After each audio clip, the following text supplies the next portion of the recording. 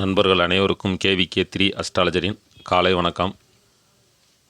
இப்போ எலிமினேட்டர் இந்த மேட்ச்சு 30ஆம் தேதி இரவு 7:30க்கு சண்டிகரில் நடக்குது.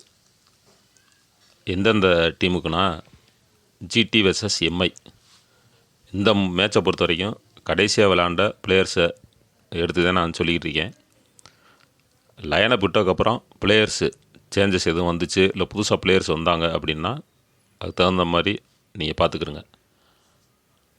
ஒருவேளை கேப்டன் சேஞ்சஸ் வந்தால் மட்டும் டெலிகிராமில் நான் அப்டேட் பண்ணுவேன் டாஸ் போட்டதுக்கப்புறம். அப்படி இல்லை அப்படின்னாக்கா இந்த பிளேயர்லேருந்து நீங்கள் கொஞ்சம் எடுத்துக்கிடலாம்.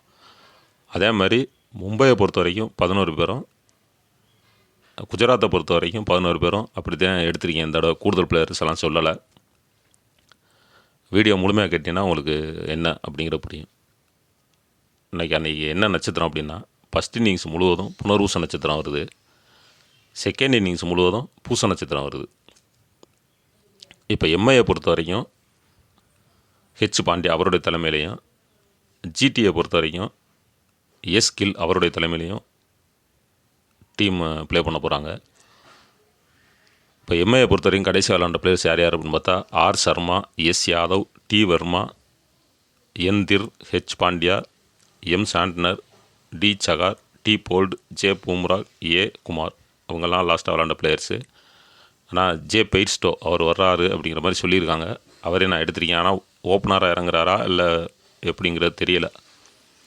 அதே மாதிரி ஜிடியை பொறுத்த வரைக்கும் கில் அவருடைய தலைமையில் S Sudharsan, S Rutherford, S Khan, R Tewatia, R Khan, G Coetzee, A Khan, S Sai Kishore, M Siraj, P Krishna. இவங்கெல்லாம் லாஸ்ட்டாக விளாண்ட பிளேயர்ஸ். இப்போ எம்ஐ ஃபஸ்ட்டு பேட்டிங் பண்ணால் யார் யாருக்கு நல்லா இருக்குது அப்படிங்கிற பார்ப்போம்.